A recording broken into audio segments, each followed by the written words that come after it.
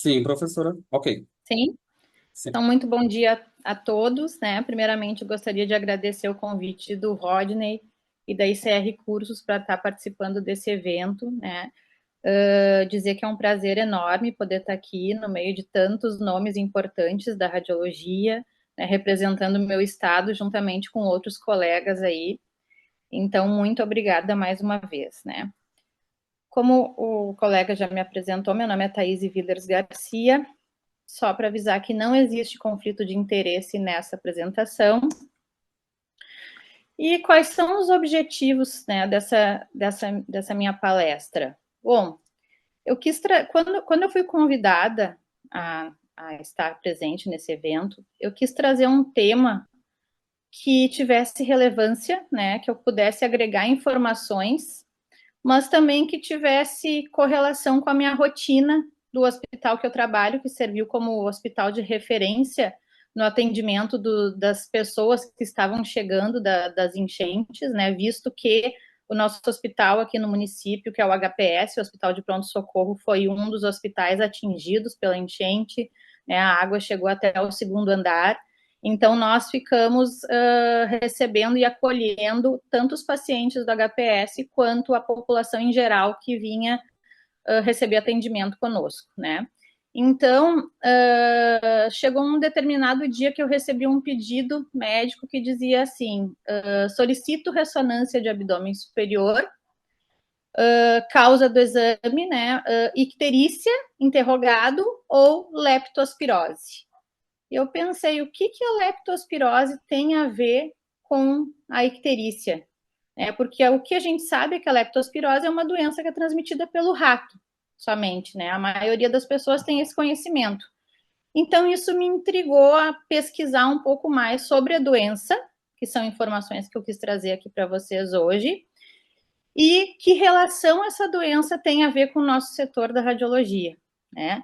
Então, o meu objetivo com essa apresentação é contribuir com o conhecimento a respeito da patologia e correlacionar essa patologia com a minha rotina profissional durante o período crítico da enchente e com alguns estudos de caso que eu trouxe a respeito.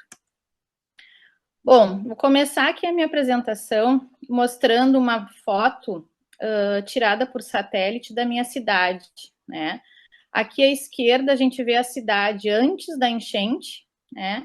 E à direita nós temos uma imagem ali da cidade de Canoas, que é a cidade onde eu moro, ali pelo dia 4, 5 de maio, que foi quando foi o pior período ali da enchente, né? Vocês podem ver que todo um lado da cidade tá tomado por água ali, né? Então, eu trouxe também um informe epidemiológico sobre a doença, porque ali pelo dia 6 de junho, nós tivemos 3.772 casos notificados de leptospirose, sendo desses 242 confirmados e 15 óbitos confirmados por essa patologia, né? Então, a cidade de Canoas, ela ficou ali em segundo lugar, né, no informe epidemiológico de casos de leptospirose. Sobre a doença, né, a leptospirose, ela é uma doença que, na verdade, ela não é tão recente, ela é uma doença que já foi notificada há muitos séculos atrás, né, há muitos séculos atrás ela foi notificada na China e foi conhecida como a doença dos colhedores de arroz, né, porque se a gente pensar nas plantações de arroz, como é que eles ficam, né? É um banhado com água e os trabalhadores ficam com água até ali a altura da canela, né? Então, ela já foi notificada na China muitos séculos atrás, ela foi notificada na Alemanha também, como a febre do porco, né? Porque o porco também transmite essa doença, né? Então, ela é a leptospira, né? Que é a bactéria causadora dessa patologia. Na verdade, ela é uma bactéria responsável por um grupo grande, ela engloba um grupo grande de bactérias também, né? Não só que causa leptospirose. Então, ela é uma zoonose transmitida pelo contato de pele com água contaminada por urina de animais. Este contato pode acontecer de forma direta ou indireta, né? E a gente acha que só o rato é o responsável né, por transmitir a leptospirose, quando na verdade não, né? Qualquer mamífero ele pode ser agente transmissor dessa patologia, né? O ciclo de transmissão dessa doença, né? Porque a gente acaba conhecendo o principal transmissor é o rato, né? Então, o ciclo de transmissão dessa doença, ela é através da urina do rato, né? O rato, ele consegue ser o hospedeiro dessa bactéria, né? Mas tem uma curiosidade de que ele não desenvolve essa patologia, ele só hospeda e transmite, né? Então, ele libera a urina, né? Essa bactéria, ela fica ali alojada nos cálices renais, né, do rato, durante toda a vida. Então, ele nunca vai manifestar a doença, mas ele vai expelir essa doença através da urina. Então, essa infecção ela ocorre por contato da urina do animal infectado com a água contaminada, né? Então, ou a pessoa pode ter o contato direto com a urina ou o contato com a água que foi contaminada. Essa bactéria ela fica alojada no solo, né? E qualquer pessoa que teve contato com a água contaminada, ela pode vir a desenvolver essa patologia, né? E ela não precisa ter uma ferida, um ferimento na pele, né? Qualquer pessoa pode ter contato com pode desenvolver essa patologia tendo contato com a água. Então, os ratos, eles são responsáveis, né, por serem os principais transmissores da doença. E como é que a gente pode evitar essa doença? Bom, no caso aqui de Canoas, a gente não teve como evitar, né?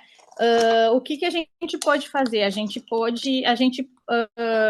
A prefeitura, ela chegou a fazer um tratamento profilático, né, com as pessoas, recomendando uma medicação, que é a doxiciclina, né? Existe na literatura a orientação de se tomar um tratamento profilático né? Então, para aquelas pessoas que não tiveram como evitar o contato com a água, bombeiros, né, voluntários, eles puderam fazer esse tratamento com essa medicação e depois foi liberado para toda a população que teve o contato com a água, tá? Bom, essa doença, classicamente, ela se apresenta em dois estágios, o estágio inicial e o estágio tardio. Normalmente, as pessoas, né, elas cursam com quadros leves da doença, né, e algumas evoluem para um estágio mais grave, né. O quadro inicial dessa doença, ela costuma ocorrer de 2 a 5 dias em média, né, e as pessoas apresentam febre, dor muscular, principalmente nas panturrilhas, cefaleia, náuseas e vômitos, tá? Já o estágio tardio da doença, a gente tem a volta da febre de forma mais intensa, digamos assim, né? E pode ocorrer algumas disfunções orgânicas, como crises respiratórias, crises renais, cardiovasculares, hematológicas e meningoencefálicas, né? A síndrome de Weil, né, é uma apresentação grave da doença e cursa com a tríade clássica, disfunção hepática, icterícia, injúria renal aguda e hemorragia. Tá? A gente vai falar um pouquinho dessa síndrome mais adiante. Aqui falando, né, da profilaxia, que eu já comentei com vocês, e quando suspeitar dessa doença, né? No caso do nosso estado, todas as pessoas que tiveram contato com enchente, elas se tornaram propensas a desenvolver essa patologia, né? Porque tiveram exposição aí a esgoto, né? Fossas, então elas se tornaram predispostas a desenvolver a doença e quem tinha, né, ferida aberta, arranhão, machucado, se tornava mais predisposto ainda, né? Quando que é indicada a internação hospitalar? Quando o paciente começa a apresentar tosse, falta de ar, escarro com sangue, né? Porque daí a gente já começa a pensar num comprometimento pulmonar, redução do volume urinário, porque daí a gente já começa a pensar em insuficiência renal, né? Hemorragia, rebaixamento do nível de consciência, a gente já começa a pensar nesse caso em alguma infecção neurológica, né? Icterícia, arritmia e vômitos persistentes.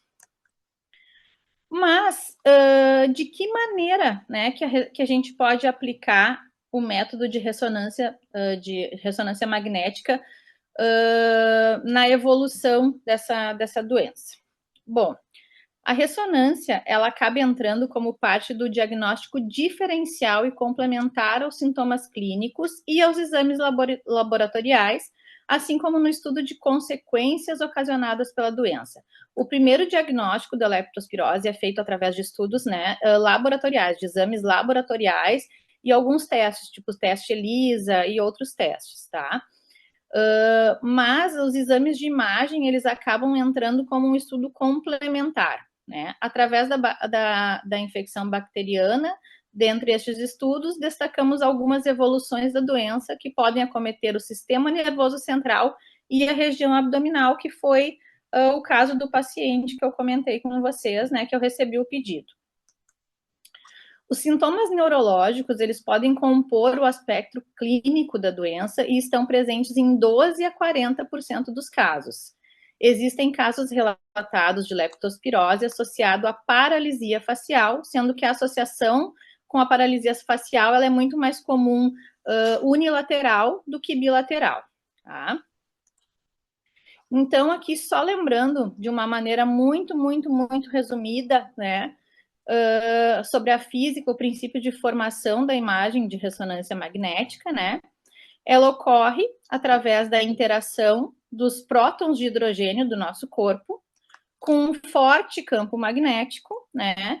E aí nós usamos uma série de bobinas, né? Que nos dá informações, essas informações são processadas, né? Transformadas em imagens analógicas para imagens digitais, e aí nós temos a imagem da ressonância magnética. Isso de uma forma muito mesmo resumida, tá? Bom, eu trouxe aqui alguns estudos de caso, né? Eu não vou ler tudo, né, o que está aqui. Até assim o pessoal, se quiser interagir ali pelo chat, fica à vontade, tá? Eu posso também disponibilizar essa apresentação depois. Então, o primeiro caso que eu trouxe aqui foi o que nós falamos agora há pouco a respeito da paralisia facial, né, de um homem de 26 anos, com história de contato com roedores, que apresentou no 11º dia de evolução da doença uma paralisia facial bilateral através do exame de ressonância, né? Esse exame ele acabou demonstrando a impregnação linear do gadolínio, que é o meio de contraste utilizado na ressonância magnética, nas porções cisternal, timpânica, labiríntica e dos gânglios geniculados dos nervos faciais. Então, eu tenho aqui uma imagem, né, onde eu mostro um plano axial e um plano coronal, um exame de ressonância magnética dos condutos auditivos internos, onde a gente tem a impregnação linear ali do contraste, né, no conduto auditivo, no plano axial e no plano coronal. Nesse caso, então, houve instalação da paralisia facial bilateral no curso de febre ictérico-hemorrágica, né? E então foi constatado que a leptospira ela pode causar uma vasculite sistêmica e ativar a formação de imunocomplexos. Entretanto, ainda está em estudos, né? Ainda não foi consolidada uma relação causal específica entre a leptospirose e a paralisia facial. Então, eles estão aguardando novos casos para poder concluir esse estudo, tá? Eu encontrei essa fonte, na verdade, do Colégio Brasileiro de Radiologia, né? E as imagens também, tá? Essa foi a minha fonte deste caso. Um outro caso que eu trouxe aqui para vocês é o caso de encefalite por leptospirose em um paciente pediátrico, né? A encefalite, o que é? Ela é uma inflamação do parênquima cerebral causada por uma infecção ou autoimunidade e resulta em uma alteração neurológica, né? Na literatura, que é pouco provável que os primeiros sintomas do paciente com leptospirose envolvam sistemas neurológicos. Porém, manifestações da doença do sistema nervoso, elas estão presentes em 10 a 15% dos casos e são facilmente não identificadas. Então, obviamente, os primeiros sintomas da leptospirose vão ser aqueles que eu relatei para vocês ali anteriormente, né? Que é a febre, a dor muscular, principalmente nas panturrilhas, a icterícia, né? Que é bem clássica do paciente com leptospirose, né? Mas muitos pacientes, eles desenvolvem sintomas neurológicos ao longo da doença, o que não tem como identificar se esses sintomas, eles são totalmente relacionados à leptospirose ou não, né? Então, aqui está a descrição do caso, tá? Para quem quiser ler mais adiante, eu posso enviar esse artigo e essa apresentação. E aqui eu trouxe para vocês imagens, né, de como que a alteração neurológica, ela se mostra na ressonância magnética, né? Então, exames de imagem revelaram edema cerebral localizado, além de eletroencefalograma com atividade irritativa difusa. Ampliou-se o esquema terapêutico com melhora do quadro, porém, novos quadros de febre há 2 dias. Com isso, novos exames foram realizados e o início da antibiótico-terapia tripla, que trouxe boa resposta clínica. Depois de 27 dias, o paciente recebeu alta, né? E aqui, então, como eu falei, eu trouxe 2 imagens aqui de infecção, né? Neurológica, né? Do tipo edema. Uma na imagem ponderada em flare, um axial ponderado em flare, na ressonância magnética, e a outra imagem ponderada em T2, tá? Essa fonte aqui foi da Revista Brasileira de Doenças Infecciosas. E a meningite asséptica de causa não viral, né? Aqui fala um pouquinho novamente, né, sobre a leptospirose, qual é o curso da doença. Mas o que eu gostaria de ressaltar é que na segunda fase da doença, onde a gente tem os sintomas mais graves, que podem evoluir até a óbito, né, são considerados, né, principalmente mediada imunologicamente, a meningite e meningoencefalite. Então, elas podem vir a aparecer na segunda fase da doença, né? Essa meningite e a meningoencefalite por leptospira são consideradas doenças imunologicamente mediadas e ocorrem principalmente durante a segunda fase da doença. É muito incomum que a leptospirose se apresente como uma doença neurológica primária. Relatamos aqui um paciente com meningoencefalite grave por leptospirose, com evidência de invasão bacteriana direta no sistema nervoso central. Então, aqui eu também trouxe 2 imagens de ressonância magnética, né, no plano axial pós-contraste, demonstrando que através da ponderação T1 pós-contraste, a gente tem um sutil realce ali, leptomeníngeo, né? Mas quando a gente faz o axial flare pós-contraste, esse realce ele fica bem mais melhor demonstrado, né? Então, lembrando que é sempre importante fazer axial flare pós-contraste em doenças infecciosas, né? Tumores, porque a gente tem aí uma melhor demonstração ali do contraste, tá?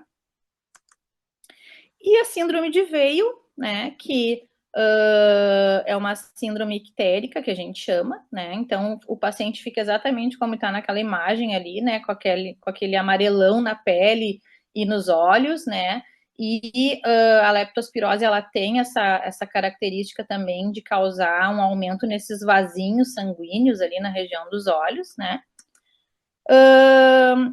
Quem descreveu primeiramente essa síndrome foi Adolf Weil, em 1886, né, mas na verdade, como eu falei para vocês, essa doença, ela já teve relatos lá na China, né. Essa síndrome, ela acomete aproximadamente 15% dos pacientes, né? 15%, então, eles vão evoluir para a fase tardia da doença, na qual ocorrem manifestações mais graves. Essa síndrome, ela é caracterizada pela tríade de icterícia rubínica, né? Por que rubínica? Porque ela é uma icterícia de um tom amarelo mais intenso que a icterícia causada por outras etiologias, né? Insuficiência renal e hemorragias, mais comumente nos pulmões. Então, aqui tem uma imagem de raio-x mostrando também, né, que a radiologia ela pode contribuir para o prognóstico, para o tratamento e para avaliar ali as sequelas dessa doença através do raio-x também, né? Então, nós temos ali uma imagem de um paciente bem no início ali da doença, com algumas consolidações, né, nos pulmões, e depois ali, ó, depois de 24 horas foi repetido esse exame, né? E aí tá pior, né? Ele tá com mais consolidações ali na região pulmonar, então a gente consegue, significa que ele deve estar com uma hemorragia pulmonar ali, né? Então a gente consegue também avaliar através do raio-x, tá? E aqui eu trouxe, então, imagens do exame que foi feito naquele paciente, né? Que eu recebi o pedido, que era um exame de abdômen superior com colangio-ressonância, né? Ali, a colangio-ressonância, que é essa imagem mais à direita, ela evidencia os ductos biliares ali, né? As vias biliares, ali a gente tem o ducto colédoco, com um cálculozinho bem na entrada ali, a vesícula biliar, ducto pancreático, enfim.